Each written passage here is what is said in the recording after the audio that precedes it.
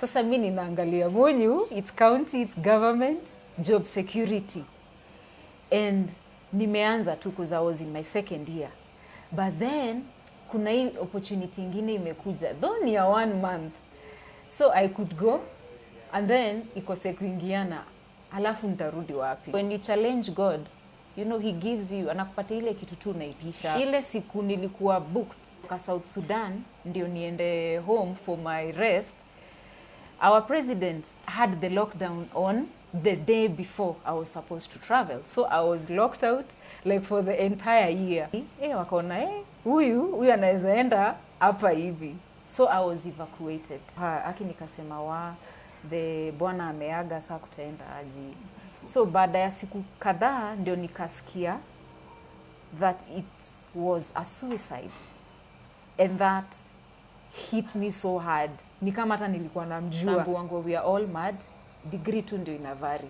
So unaweza kuwa maybe unapitia kitu that degree yako coping mechanism haikuruhusu ucope normally as it would be expected.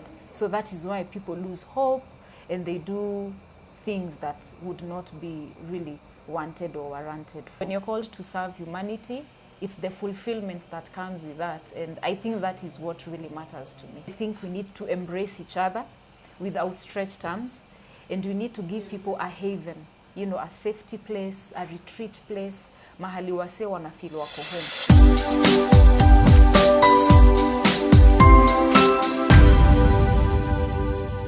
Thank you so much for tuning in. You're just in time to catch us here on 3T TV, Thika's #1 online news channel, where we are telling the Thika story as it is. My name is Juliet Mudhoni, and today we are coming to you on location from Edgewood Country Place, which is located in Maboromoko, that is off Gatanga Road. It is a one-stop shop and a nice location where you can bring the family on Sunday for a family fun day.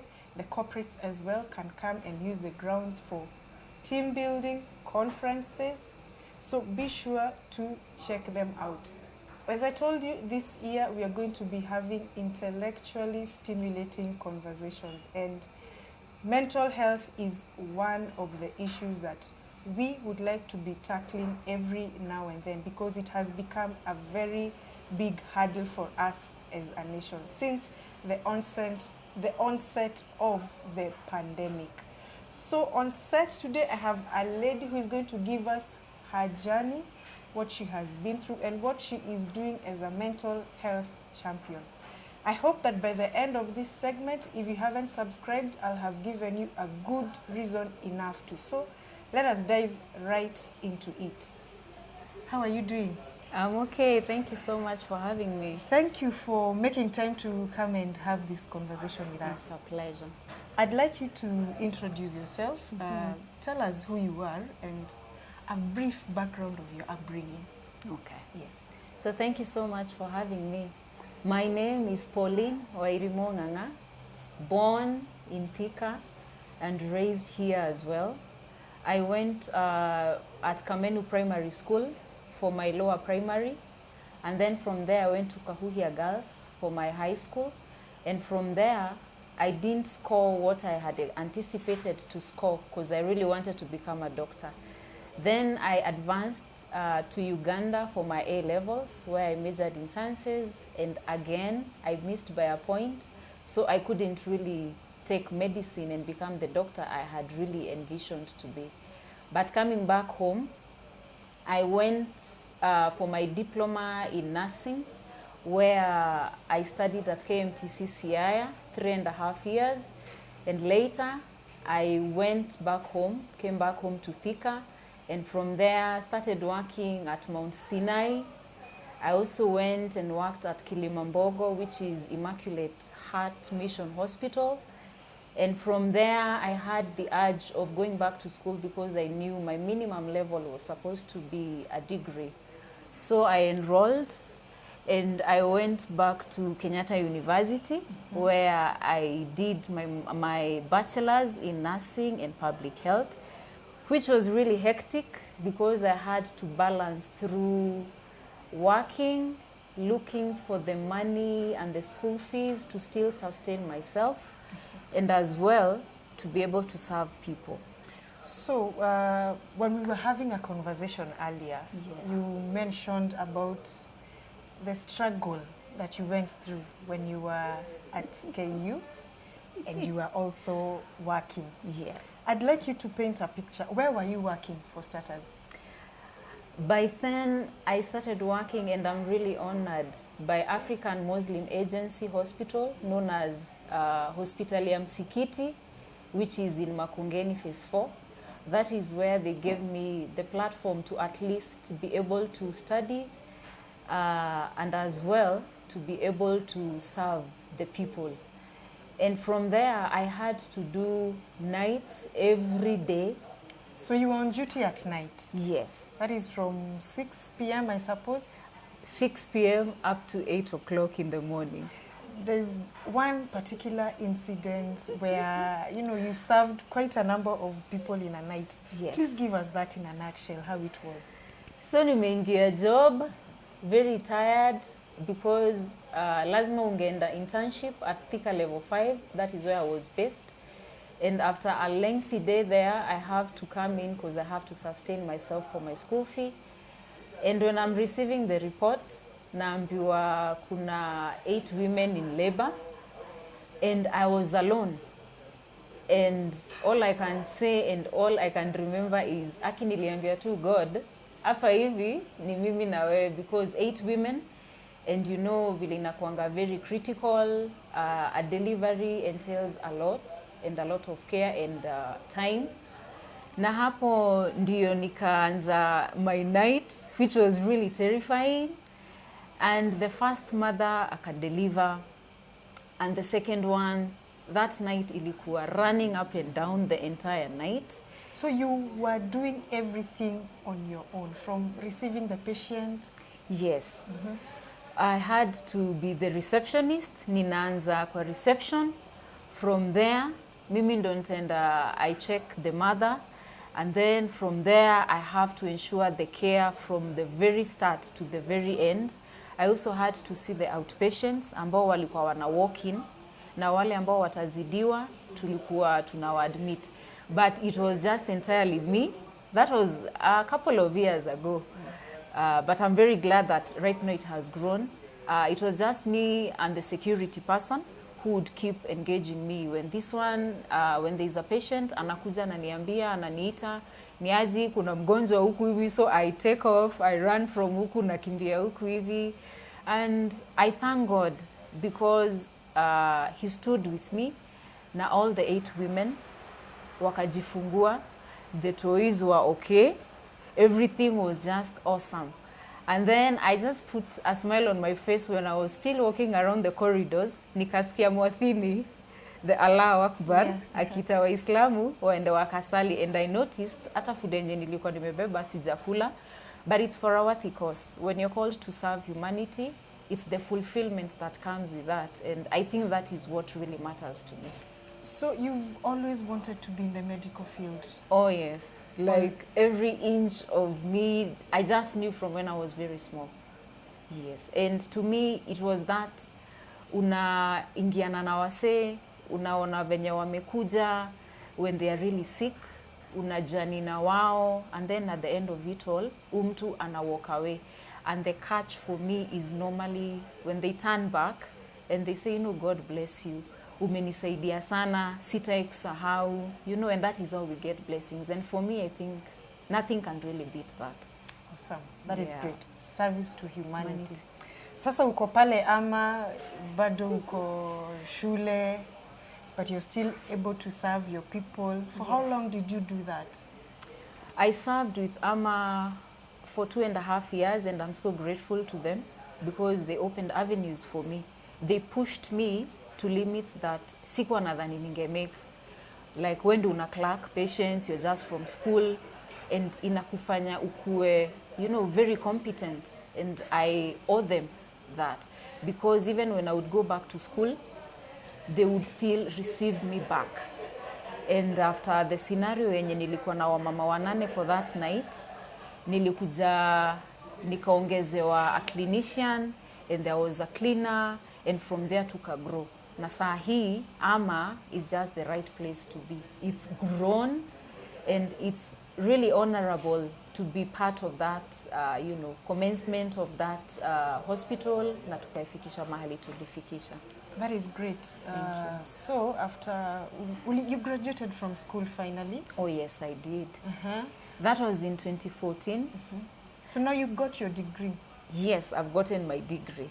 And I was so happy because, I really wanted to have a limit for what I had always envisaged in my life. Na nikafurahia sana that the struggle was worth it. And amidst challenges za school fee ambayo, it doesn't really come easy. Ni kila mtu ana struggle, hatujakuwa na life iko easy, na life atinaenda nywe. Nimetumia bursaries and I would say don't give up, try out these things ziko, na mimi nikafika mahali niko. And after that, God tu alikuwa naenda na mimi. Then there was an advert that came in for nurses for Kiambu County. And I applied. Now after that, go through the process of interview, and God knew so. I made it, and I got posted at Munyu, and that is where I was from 2014 up to 2016. Now, you've come from Ama, where you were one doctor taking care of a lot of patients, Yes, you had to and do you're in everything. school. Yes. Now you're in Monyo, Yes. where it's less busy. How was that for you?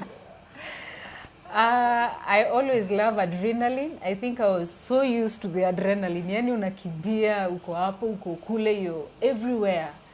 And now nimeenda Munyu, where we are many of us, and it was pretty amazing for the first year because having had a lot of running up and down in the previous years when I was schooling and working, sasa nimefika Munyu, you are allocated in a particular segment or department, and for me I used to do all departments, so it was very slow for me, and I started feeling unproductive.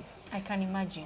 Yes. I can imagine. From running a whole hospital on your own to going for classes, Yeah. and now hakuna kazi mob. So how long did you last in Munyo?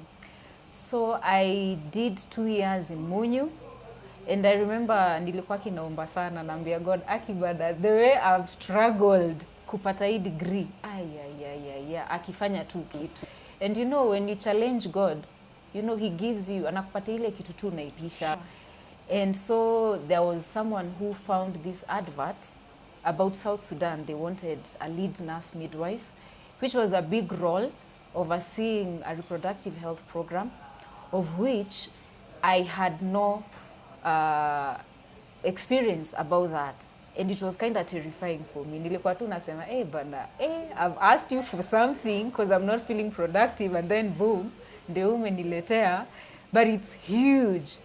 But when God akikupatia kitu big inamaanisha umetosha mboga, like you're made for that, na ni lazima exalt through wewe, na especially when it comes from your heart. I think he just makes the path easy, and you get to heights that you can never really imagine. I want to understand this very well. Yes. Monyo uko job ya county. That means job security, which we are all looking for. Yes. You're a graduate. I mean, umestruggle, umesoma na bursaries. Yeah. Sasa umepata job ya county. Yeah. Sasa tena una feel unproductive. Sasa Southern Sudan. Yeah. All the uncertainties. Ilikuwa ni contract ya how long unapewa Southern Sudan? I remember that was the other terrifying decision that I had to make. But I thank my family, my dad, my brothers, my mom, my sister. Wamekuwaga tu na mimi, and I'm so grateful to them.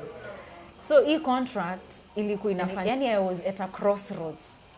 It was a 1-month contract. Sasa mimi ninaangalia Munyu, it's county, it's government, job security. And nimeanza tu because I was in my second year.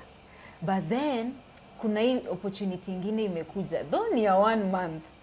So I could go, and then ikose kuingiana, halafu nitarudi wapi. So there was really a back and forth kind of thing, and I felt, nitafanya aji, nikiacha hii job security, nikifikia hii ingine. and then 1 month pengine I don't make to be maybe their expectation, then what do I do? But nilikuwa nimesema nita take up the job nikipata after the interview, because kama nitapita interview it means I think I can do this, and nimetrainiwa, nimesoma, nimefika mahali niko, nimepata that vast experience, and now it was up to me now to make it. And I just told God, ujeniacha, so ni mimi na wewe tena tunaenda hata kama ni 1 month, you know. Yeah. Ni God ana providingi, na ukimtrust, I mean you go places. Sure. So I went to South Sudan na nikaanza, and it was just giving my best in the way that I was best equipped from all the learning institutions zenye nimepitia. And by the second week I was so happy when the program manager aliniita kando after my work, akaniambia the hospital director amesema nipewe a full-term contract, and I was, oh my God, By that was full-term amazing. contract, now it means how long? Normally NGO wanakupea 1-year contract for starters, but as you progress on unapeangwa open-ended. So in the end, I'm so grateful that the 1 month, it's good to, you know, to dare and to dare God and to challenge God. Sababu ningesema bana wacha nikaya kwa hivi job security, singepata again experience kubwa yenye nilipata na exposure in South Sudan kama singe take hiyo 1 month. Na the 1 month nikachapa job, it was hectic but it was so fulfilling. I mean, I don't think I've had a more fulfilling experience in terms of giving back to the society as I did in South Sudan. So for how long were you now in South Sudan? So I went in South Sudan in 2016. Nimeka. Actually, what hatujaamini, I left in 2021. 5 years. 5 years. It's still from a 1 month contract. See what God can do. I'm telling you, it's amazing. But from what I am getting from your story, there's something that you're still looking for in the medical field that hasn't clicked yet for you. So now Southern Sudan, 5 years. Yes. Please tell us the circumstances surrounding your coming back. All right. Yes. Thank you so much. So, nimeka South Sudan, you train, you mentor, and you coach the nurses and the midwives, which was my title and my job description, which initially was a bit challenging because it's a new environment and you have to learn their system, and I'm also working in a new place. It's now an NGO and there are so many protocols revolving that. And in between all that, there are so many expectations. And we can't even begin to talk about the language because our say, hawabongi Kiswahili, Kiingereza it's a few. So, na huwezi kuwa unatranslatiwa kila siku. You can't, like, job ilikuwa mob, and you know we were in a referral hospital. It was in Upper Nile State, and it was the only one there. So it entailed kukimbia. So the adrenaline that you had been looking for from morning, now it's here. God tu anakupatia ile kitu unamwambia kupatie, ndio tu anakupatia. And you know, at a point unafika unasema, hey bana, I wanted this, but so tena kwani ni aji. You know, you run, it's adrenaline. Baze, it would be so difficult at some points, but God nim great na nim gracious. But it was so fulfilling. So nikaendelea, nika have kulan Arabic. I can speak a few, I think kidogo miaka 5 si kidogo vile. So at least we can engage kwa nini, because that was a very big challenge. Sababu uko na mgonjwa, unaongea na mgonjwa, unatranslatiwa, and then kenye unasema, you know, you have that thing of pengine sijapata kila kitu mgonjwa alikuwa anataka kusaidika nayo. So I had to have input and I had to learn the language. I did a bit of the local language. It's called Mabanese language, and some little of Uduk as well. But Arabic ndio ilikuwa inasikizwa sana, and I'm grateful that I had to learn that. And as well, you know, having people, unajua Kenya tulikuwa tumezoea, sisi wote tuko registered and we are all in the same level na tunasaidiana. But now uko kuna challenges, and the mere fact that umeenda uko na una raise our say na unawafunza kenye umefunzwa, hey, that was like a big honor. I'm just so, I feel every day I say I'm blessed to just have that opportunity. Awesome. Yeah. You were evacuated.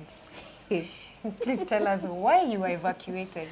So it's very, I don't, for the years tangu 2016 niende huko, sijai gonjeka, by the way. God has been gracious, sijai gonjeka. Then 2017 ikaenda, tukafika 2020. I remember when COVID kicked in, nilikuwa nimerudi that January from my leave, from my annual leave. Venye nimeenda, I was ready now for my rest. And ile siku nilikuwa booked kutoka Kenya niende kutoka South Sudan ndio niende home for my rest. Our president had the lockdown on the day before I was supposed to travel. So I was locked out like for the entire year. It is draining. It is exhausting because the ones who are supposed to travel back, wao walibaki home. So there's shortage. Well, there was shortage because of manpower, so to speak. Because for me, when I went there, you become the lead. So you oversee the program running. Oh, yes. So it is you who is overall in charge with the support of the hospital director, and you had medical coordinators, we had an administrator, but you're given your portion. So it was me, and then I had my staff who are nurses and who are midwives. Mm-hmm. Yes. Okay. And since they were also locked out, mm-hmm. you know, you have to cover that gap. So you worked. Burnout is real. Yes, and you know, when they give you those 2 weeks, we would do 10 weeks, and then you break for 2 weeks, and then 10, like that. It's very essential. And when I would tell my friends that it's heaven, you know, unafika home and you feel, whoa, akini heaven. People don't understand. Yani umebit, solar, it goes to like 48, 50 degrees. It's insane. Alafu job. It's a referral. The only one uko. Exactly. Uzaenda break, don't forget that. Because I had to go back to my working station. Yeah, there's a lockdown. Now you're in the country. Exactly. And you're a nurse and we need you. Your evacuation. So I think nikapata burnout. I started having massive headaches. Mi sijai gonjeka, by the way, all the years, tangu 2016. Not even nothing. Nikaanza kufeel a lot of headache. Nikaangaliliwa lab. They saw scanty malaria. Nikapampiwa dawa. Haikufanya the first one. I was given tablets, nika throw up. So singefanya nini. Nikaekwa quinine. Hey, that one almost killed me. I did doses, it wasn't working out. I did IV, ini yenye unadungwa kwa mshipa. Na nilikuwa nakuwa tu worse and worse. Wakichukua samples, waangalie, wanapata the malaria sasa imemultiply. Na mi sijai gonjeka. So it was very awkward. But you know, God has a way of doing things na reasons za kufanya hizo vitu. After that, ndio ikabidi, wakaona, huyu anaweza enda hapa hivi. So I was evacuated. They had to seek medical help in another place because we were based in the field. So I had to be evacuated for further medical treatment. I was taken to Juba. Nikaenda. Nilikuwa nimekaa like 2 weeks. Nikipewa the medication. Nikaenda Juba. Nikafanyiwa tests zote. So the malaria had resolved in 2 weeks. So haikuonekana. Everything else ikatoka ikiwa negative. After that, when I was given back my papers and kuongea na doki, the diagnosis ilikuwa fatigue and burnout. And from there, you know, I still felt unwell and I had to request to come back home for further, you know, advice in terms of medical treatment because everything was negative, but I was still unwell. So again, I was evacuated. At least our president alikuwa amefungua. And so I had an opportunity to come back home. Was taken to Aga Khan. Again, a run of tests. Kila kitu umeexaminiwa, courtesy of our NGO. And from there, everything ikatoka negative. But from the history, again, ikatoka fatigue, burnout. But I thank God because during that time with the team wame rise up and they are doing well, nika feel I'm now feeling unproductive again, you know. There's this thing that you're still looking for in the medical field, and now you're back in the country. Yes, and I really had to think about myself, and you get the cue that this is my time to live. And I had to think, ni nini yo tena nitafanya ndio bado nikuwe fulfilled na ni serve humanity. Sure. Na nika notice there was a time nilikuwa nimekam for my R&R na hapo nikapata the death of Abel Mugenda, Yes. who is the husband to the Olive Mugenda. Yes. I am a KU alumni, and you know when you have a woman empower you, encourage you, journey with you about Kenya amefanya, Kenya amepitia, you know, you look up to them. Sure. And after that, it was so saddening for me, and I really felt her. Aki nikasema wa, the bwana ameaga, saa kutaenda aji. So baada ya siku kadhaa ndio nikasikia that it was a suicide, and that hit me so hard. Ni kama hata nilikuwa namjua, but I think it was from the connection from the wife, because ya venye ana, you know, ana influence wase in a positive way, and I couldn't imagine what was going on. And from there, I just thought to myself, what if there was something that could have been done at that time before he did that? Something like a helpline where you're anonymous, nobody really knows who you are. And I realized, I think I'd love to do that. Mental health has become a very big thing. There are so many vices zenye zinaendelea kwa mtaa. Wasee wengi wanajimada, wasee wengi wanamada wasee wengine. You know, they are just issues. Na especially yaki boy child bana. Sijui amekuwa neglected, ama there are too many high expectations about the boy child. And, you know, I felt a burden for other people's burdens sababu kwa nini kunaenda hivyo. So nikaanza kufikiria, I think tenya yangu ya kufanya hands-on nursing, I think itafika 2020. And I had to go back to school. Aki mimi nimehustle laki. Masomo ni muhimu by the way. So I enrolled for my masters na nikaanzia project management and planning. Sababu nikakuwa in mind, I'd want to do something big about mental health. And the better way niliona, how about nianze something like an NGO? Blows my mind every time I think about it. Unasikia tu umeogopa, unajiuliza, hey, kwani mimi ni nani? Kwani mimi nadhani mimi ni nani? But then, God amewalk na mimi for so long, all through. And I believe he gave me that. He put it in my heart. And that is what now I want to pursue. Because we are really in need of awareness. We need to reduce the stigma, and we need to really build and address the issues pertaining mental health. Yes. So Mugenda's case, totally, you know, it was the trigger. Yeah. Yeah, for sure. Me, nilikuwa nadhani, you know, he was a whole professor. You know, those are the guys you look up to. Hata venye ninajaribu kusoma, you know. Yeah, alafu unaona wame-publish so many books, and they have done a really good job. But then I wondered, ni nini hiyo hatunge address? Ni nini hiyo haingeweza kuadresiwa? What is that pushed him, you know, to the verge of just saying, you know, I've had it, I can't do this anymore.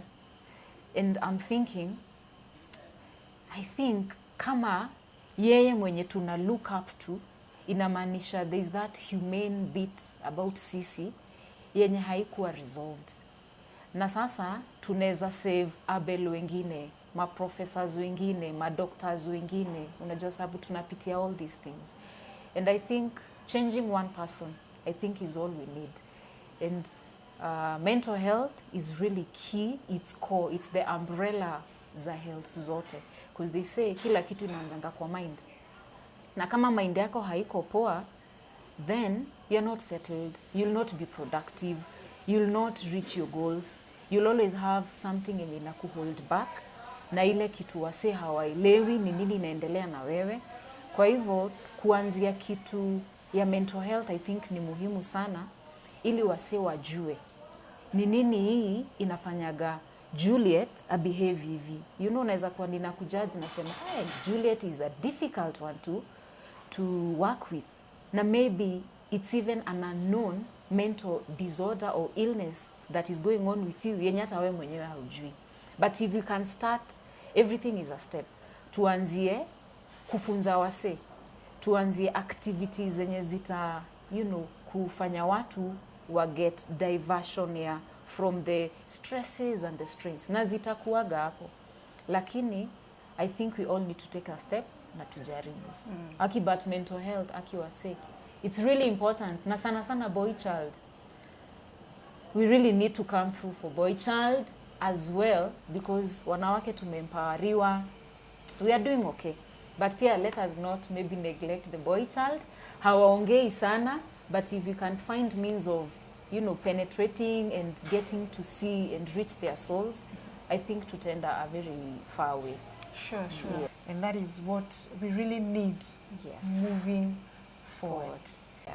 You know, the reason why I asked your journey from your schooling up to here we are is because I want people to get that picture that there's something you've been looking for. Yeah. And you haven't quite found it until now. And that is being a mental health champion. 2021, I had to really think what I wanted. And there were just all signs from everywhere. And nikaona the best way nitafanya is register an NGO. It's a non-profit organization. Na God aka come through. Inaitwa the Outstretched Arms Haven. The words zina spread tu, zinaongelea tu whatever we are supposed to, you know, to do, because I think we need to embrace each other with outstretched arms, and we need to give people a haven, you know, a safety place, a retreat place, mahali wase wanafeel wako home. So hiyo ndio nilipata as the name. Like, I love to pray a lot. So mi tu nikaambia ki God, nionyeshe tu ile kitu ita relate na mental health.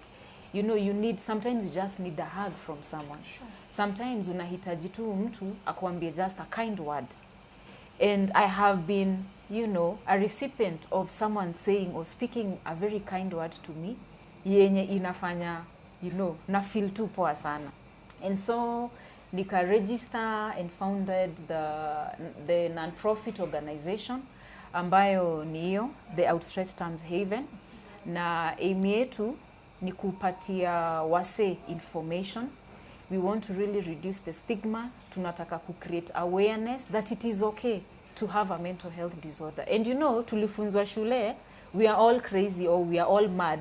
It's only the degree that varies. Yes. Hiyo degree tu yangu iko maybe chini, yako iko juu kiasi, unaona? Tunaambiwa ngo we are all mad, degree tu ndio ina vary.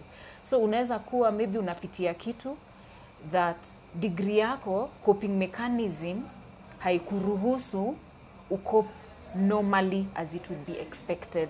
So that is why people lose hope and they do things that would not be really wanted or warranted for. So aim yetu ni ku create awareness, ku bridge your gap, and to openly address mental health issues. I have friends who suffer from bipolar disorders, and they are so willing to come and share. They have had a toll in their lives, na imekuwa a very difficult journey for them. But wanasema tunataka kubonga na watu tuwaambie tumepitia, tuko na hii, but haitu stop kuachieve. Unaona? So to just create that awareness, to address easy issues. And we shall also be having psychologists wenye wanakuja wanabonga about hii story, kama ni depression, aseme ni nini, what are the signs, tutamanage aje, and all that. So that sisi wote to move pamoja. Sure. Yes. Sure. I think you have a YouTube channel. Yes, I do. You can, as we conclude, if there's anything else you'd like to say, then you can also give out your YouTube channel. And if there's a phone number that there's probably somebody who is watching and would like to partner with you, or would like to talk to you, you can also give them a phone number through which they can reach you. Right now? Yes, please. Okay. So our YouTube channel is the name of the organization, which is the Outstretched Arms Haven. Our phone number is 0743043054. So if you can be able to reach out to us, we shall come in handy in whatever matter we shall be having. Thank you very much for your time, and from the look of things, I'm sure we will have very many more sittings to diversify this mental health I issue. can't wait. I look forward to that. And we wish you all the best. Thank you so much. Thank you so much. Ladies and gentlemen, that was Wairimu, who is now a mental health champion. You know, mental health is something that we cannot shy away from, and we hope that you have been able to pick a thing or two, and if you'd like to partner with her, kindly contact her. Remember, you have been watching 3T TV, Thika's #1 online news channel, where we are telling the Thika story as it is. Until next time, take care.